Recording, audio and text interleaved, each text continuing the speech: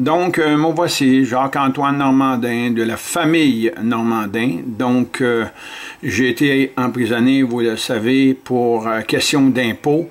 Pas parce que je ne veux pas payer l'impôt, pas parce que je ne veux pas désobéir à l'acte de l'Amérique du Nord britannique de 1867, pas pour désobéir non plus à Sa Majesté la Reine, chef du Royaume-Uni au Canada.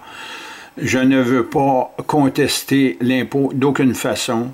J'ai demandé tout simplement aux avocats, au procureur général du Québec et au procureur général du Canada de me faire la preuve que le Québec, c'est un État en vertu de la loi E20.2, qui est la loi sur l'exercice des droits fondamentaux et de la prérogative du peuple du Québec et de l'État du Québec. État veut dire pays. Donc, je leur demande tout simplement de respecter cette disposition-là. Et je demande aussi à l'État de respecter la loi de l'impôt sur le revenu du Québec, chapitre I3 de 1985, dans lequel l'article 1 dit, dans la définition du mot « loi », que « loi » comprend une loi autre que la loi du Parlement du Québec. Et à l'article 101, paragraphe 8, on dit bien que l'impôt se paye au nom de Sa Majesté dans la province, alors qu'il n'y a pas de province, c'est bien écrit, sauf le Québec. Donc, quand vous lirez l'article 101 de la loi de l'impôt sur le revenu du Québec, article 101, 8e paragraphe, ils disent bien « sauf le Québec ». Et à partir de là, c'est certain que vous vous référez au formulaire de l'Agence du revenu du Canada, le formulaire RC 251 et T 1118, T comme Thérèse, 1118, qui énonce ou identifie toutes les provinces canadiennes ainsi que leurs lois concernant l'impôt, sauf le Québec qui est complètement absent. Ils ont fermé le compte bancaire de Françoise Normandin, qui est ma mère, qui est l'épouse de Gilles Normandin à cette époque-là, étant donné qu'un patronyme, ça n'a aucune vie humaine, ça n'a pas de pièces d'identité, dans le sens, c'est-à-dire ça a des pièces d'identité juridiques, mais il n'y a pas d'ADN, il n'y a pas de photo concernant un patronyme, donc un nom de famille. Il n'y a pas d'empreinte digitale non plus. Les empreintes digitales appartiennent seulement à l'être humain au masculin, comme moi c'est Jacques-Antoine, ou au féminin, si elle s'appelle Claire ou Louise ou Thérèse ou peu importe. Donc, aujourd'hui, on va entendre la fameuse audition de la Cour qui a conduit à ma libération alors que j'ai été emprisonné pendant 2 ou 3 jours par l'Agence du revenu du Canada. Et vous savez que le procureur général du Canada représente la reine. Il ne représente pas, il est la reine. C'est Sa Majesté le chef du Canada, le procureur général du Canada, et le procureur général du Québec, c'est Sa Majesté le chef du Québec. Je ne crois pas que vous ayez fait serment d'allégeance au procureur général du Canada, pas plus qu'au procureur général du Québec. Ces gens-là sont en haute trahison envers Sa Majesté le chef du Royaume-Uni au Canada, qui, elle, est la protectrice de vos droits et de vos libertés. Vous savez que la Charte canadienne, article 33, c'est la charte de la dérogation des droits et libertés au Canada d'un océan à l'autre, et c'est cette seule disposition qui permet au gouvernement fédéral de percevoir votre assurance chômage, de percevoir vos taxes et vos impôts. C'est en passant par l'article 33 de la Charte canadienne qui abolit tous les droits et libertés au Canada et qui permet, avec l'assentiment, avec l'accord de l'Assemblée nationale du Québec, de pouvoir continuer à percevoir des taxes, des impôts, de l'assurance chômage au fédéral pour que vous puissiez éventuellement recevoir vos fonds de pension. Mais vos fonds de pension qui viennent du fédéral, le fédéral vous le doit et le fédéral n'avait pas à voler et à violer l'acte de l'Amérique du Nord britannique pour assurer vos fonds de pension. Donc, on commence immédiatement et je vais de temps à autre changer, faire des commentaires sur ce que révélera Maître Fontaine. Et allons-y immédiatement. Attendez un petit peu. Donc, on y va ici.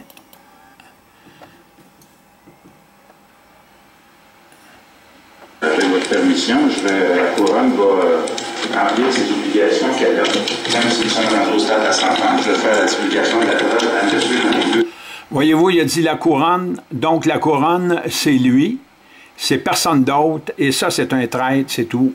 On n'a pas à accepter ces choses-là, tout simplement pas.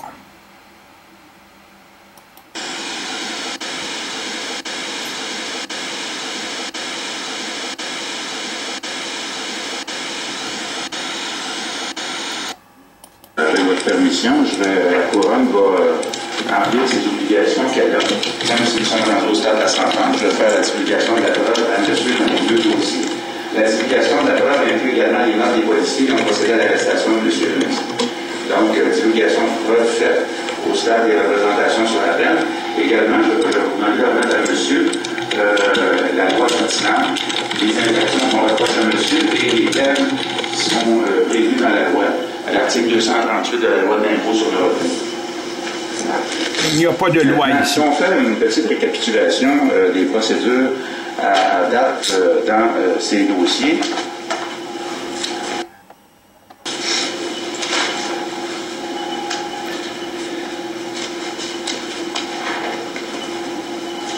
monsieur devait comparaître le 24 mars 2014, ici, dans le dossier 367-147.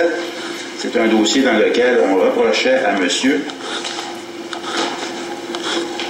sur le chef 1 et sur le chef 2, de ne pas avoir donné suite à une demande péremptoire de production de déclaration de revenus pour les années 2012 et 2011. Quant au chef 3, on reprochait à monsieur de ne pas avoir donné suite à une ordonnance de la Cour du Québec rendue le 3 juin 2013, par laquelle il devait produire les déclarations de revenus pour les années 2009 et 2010. Quand on dit « monsieur », on parle de la personne physique, on parle de Normandin.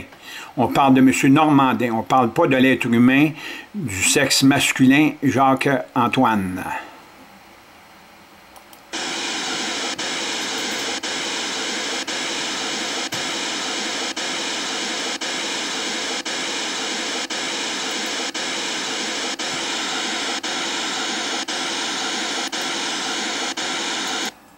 Avec votre permission, la couronne va remplir ses obligations qu'elle a, même si nous sommes dans au stade à 100 ans. Je vais faire la divulgation de la preuve à monsieur dans les deux dossiers.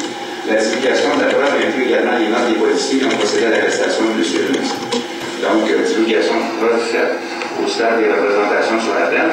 Également, je vais vous demander de remettre à monsieur la loi pertinente, les infractions qu'on reproche à monsieur et les peines qui sont prévues dans la loi, à l'article 238 de la loi de l'impôt sur le revenu. Maintenant, si on fait une petite récapitulation des procédures à date dans ces dossiers,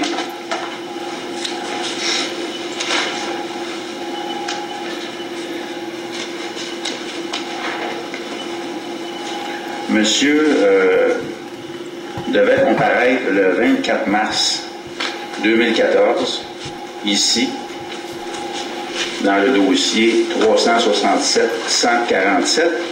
C'est un dossier dans lequel on reprochait à monsieur, sur le chef 1 et sur le chef 2, de ne pas avoir donné suite à une demande péremptoire de production de déclaration de revenus pour les années 2012 et 2011. Quant au chef 3, on reprochait à monsieur de ne pas avoir donné suite à une ordonnance de la Cour du Québec rendue le 3 juin 2013, par laquelle il devait produire les déclarations de revenus pour les années 2009 et 2010. Dans l'autre dossier... Et peut-être juste ces dossiers-là où il devait comparaître le 24 mars 2014, est-ce qu'on lui avait signifié les documents? Les procédures avaient été signifiées au domicile du huissier.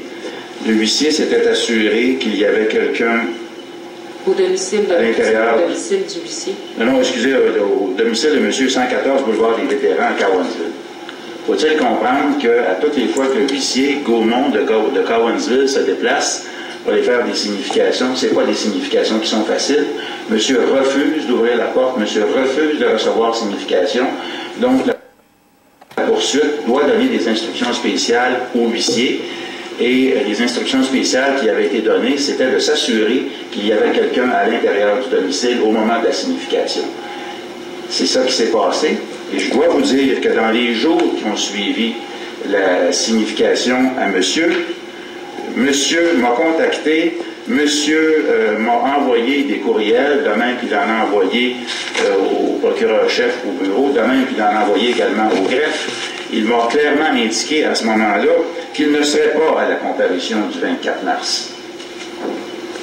Donc, nous nous sommes présentés devant vous le 24 mars. C'était signé par qui? Pardon? Les courriels étaient signés par qui ou ils provenaient de quelle adresse? Je crois en avoir déposé un lors de la comparution le 24 mars.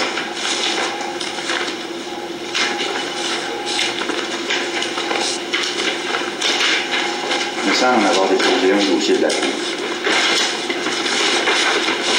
J'ai souvenir que vous en avez parlé. Je n'ai pas souvenir d'en avoir parlé, mais je suis en train de faire les 3 enveloppes.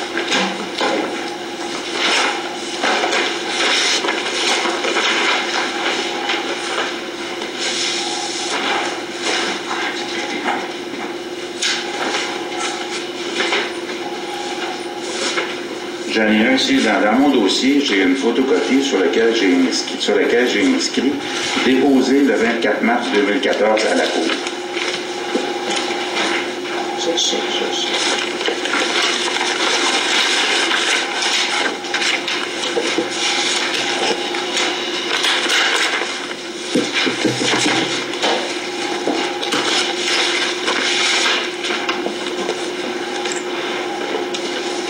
Il manque un dossier, j'ai seulement 2 dossiers, il va en avoir 3.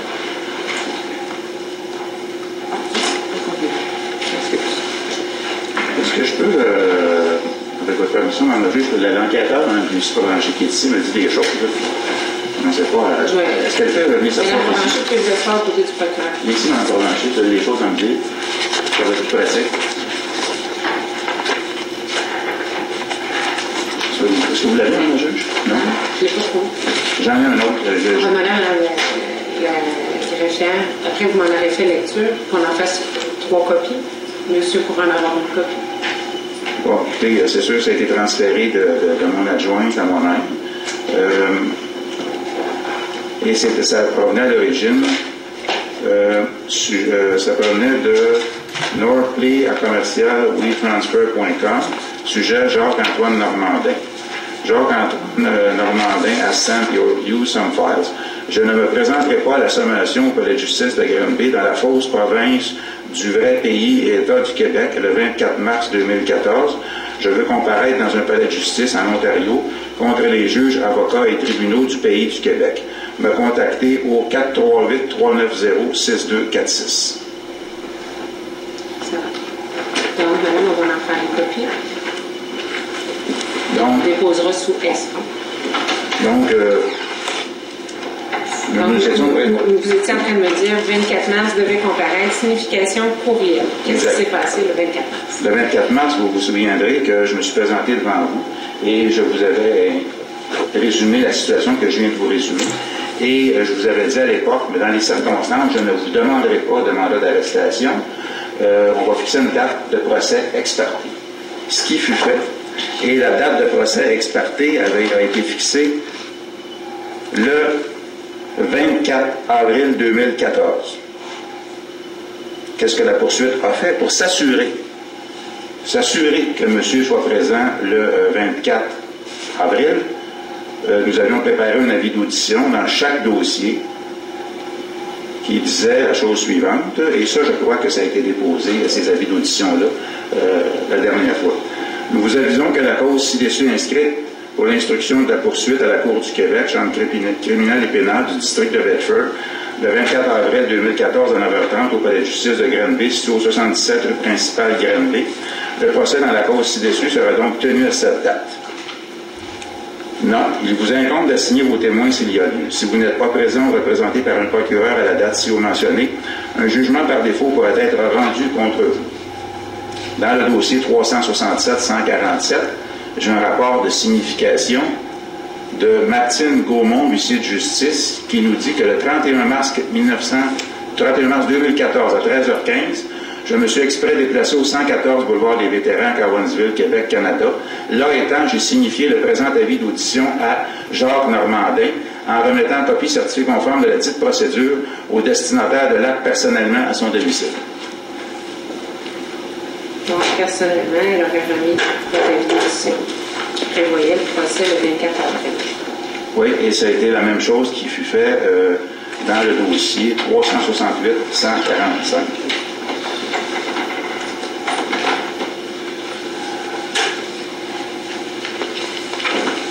On va le copier sous S1, on en a donné une copie à monsieur.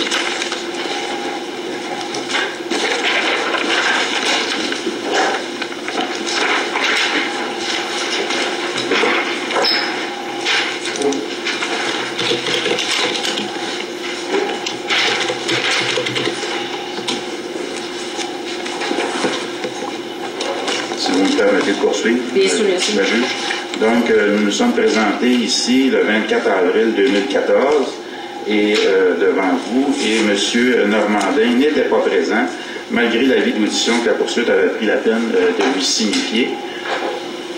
Et le procès ex parte a donc été tenu le 24 avril dernier devant vous dans les deux dossiers, le 367-147 et le 368-145, à la suite de la présentation de la preuve de la poursuite, où vous avez trouvé coupable M. Jacques Normandin, Jacques-Antoine Normandin, dans le dossier 367-147, vous l'avez trouvé coupable de tous les chefs d'accusation, et dans le dossier 368-145, à l'issue de la preuve de la poursuite, vous avez également trouvé coupable Jacques-Antoine Normandin et la compagnie numéro 9185-8860 Québec Inc. Et suite à ces déclarations de culpabilité, je vous avais exposé qu'en vertu du Code criminel, à la partie 27, au niveau des poursuites sommaires, deux possibilités s'offraient à vous. La première étant d'émettre des mandats d'arrestation contre monsieur dans les deux dossiers, afin qu'il soit arrêté et amené devant le tribunal pour qu'il ait la chance de s'expliquer au niveau des représentations sur la peine. L'autre option étant que vous pouviez, sur le champ, en vertu des dispositions de la partie 27, vous pouviez sur le champ émettre un mandat d'incarcération contre monsieur. Vous aviez demandé quelle option la poursuite privilégiait, et je vous ai dit que je privilégiais la première option, c'est-à-dire qu'on émette des mandats d'arrestation, qu'on arrête monsieur et que monsieur ait le loisir de venir s'expliquer devant le tribunal ou à la date fixée, le 14 mai, afin de faire valoir pourquoi la peine réclamée par la poursuite, c'est-à-dire une peine d'incarcération et d'amende, ne devrait pas être appliquée. Pardon? Ne devrait pas être appliquée. Exactement. C'est le résumé en quelques lignes de l'historique de ces deux dossiers. Avant d'aller plus loin, je vais vous demander, pouvez-vous mentionner à l'accusé quelle était la demande de sentence que vous avez faite le 24 avril dans chacun des dossiers? Bien, ce que nous avions demandé en conformité avec le texte de loi dont j'ai remis copie à M. ce matin, vous vous souviendrez qu'on ne peut pas, c'est-à-dire on peut prononcer une amende ou une peine d'emprisonnement ou les deux.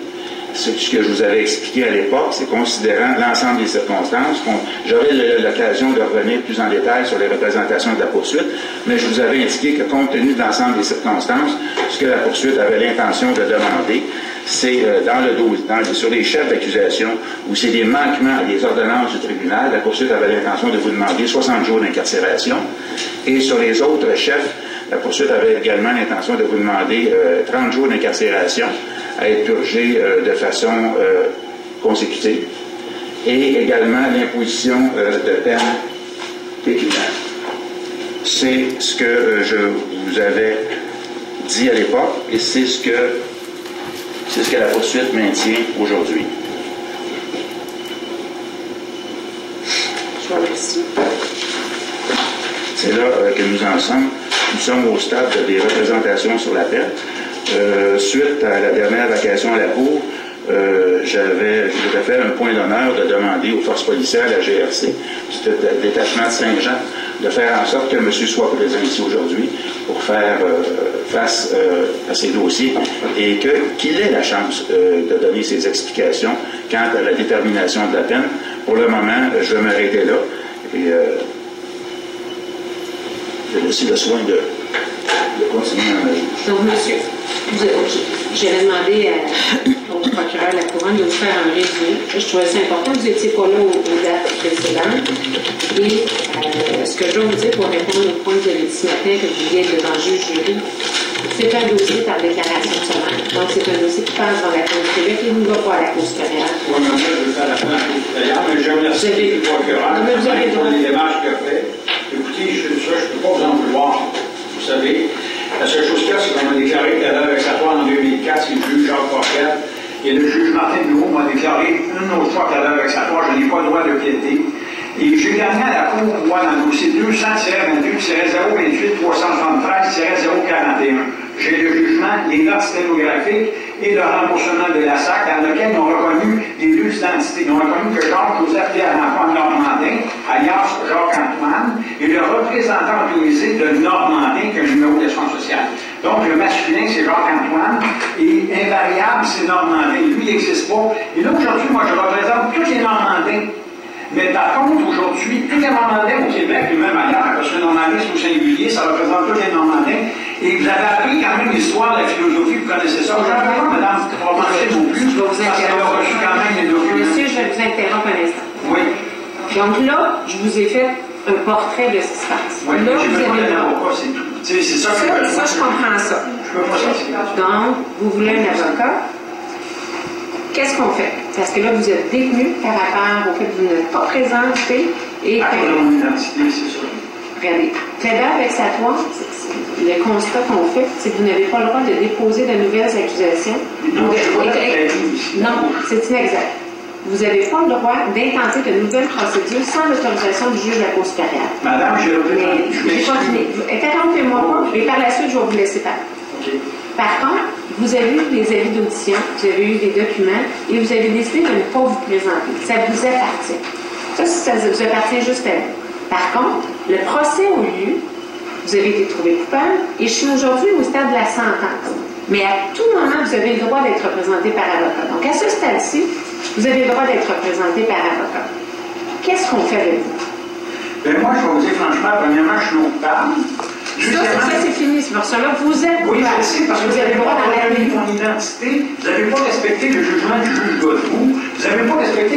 Ça commence par le province de Québec. La loi c'est la loi E20.2 de l'an 2000 qui fait de l'État du Québec un État. Vous ne les respectez même pas. C'est au nom de Sa Majesté que le juge Martin Bureau a dit lui-même avec Danny Galarno à Revenu Québec, dans le dossier justement des Dubois, que la reine n'existe plus ici. Je suis poursuivi au nom de la reine, au nom de Sa Majesté.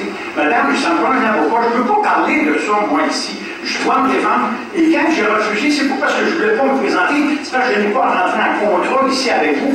Aussitôt que je rentre, là, vous allez me chercher, je ne suis pas en contrat avec vous. Parce que lui, il est très honnête, justement, maître qui représente ici le procureur. Je le trouve très honnête d'avoir dit, écoutez, allez chercher dans le mandat. Parce que c'est pour moi qui est venu. Là, je suis séquestré par l'administration de la justice, c'est différent. Et je ne peux pas rien signer. Donnez-moi l'autorisation de signer, parce que moi, je ne signerai pas pour Normandin. Je vais signer pour Jacques-Antoine, il n'y a pas de problème. Mais faites-moi pas signer pour Normandin, parce que moi, je ne signerai pas pour ma famille là-dedans. Ça, c'est pas vrai. Et vous êtes au courant, vous avez fait votre philosophie, les avocats me l'ont dit. Ici, au Québec, c'est des barils théoriques. La loi 22.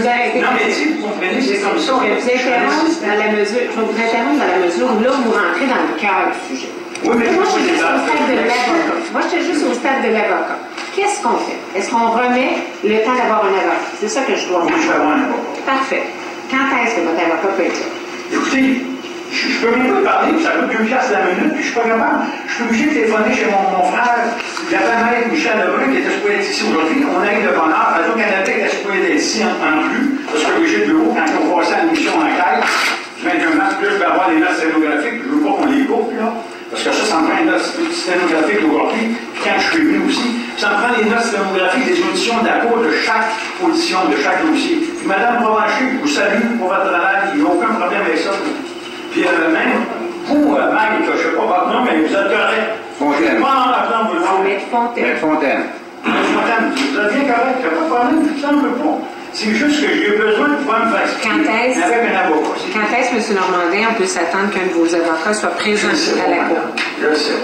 Il va faire quelqu'un me trouve un avocat, c'est ce que j'ai toujours demandé. J'ai envoyé 18 télégrammes, Maître Désy, le juge Désy, Alain Désy a reçu des télégrammes, le juge Martin Bureau aussi, ils n'ont jamais répondu à mes télégrammes.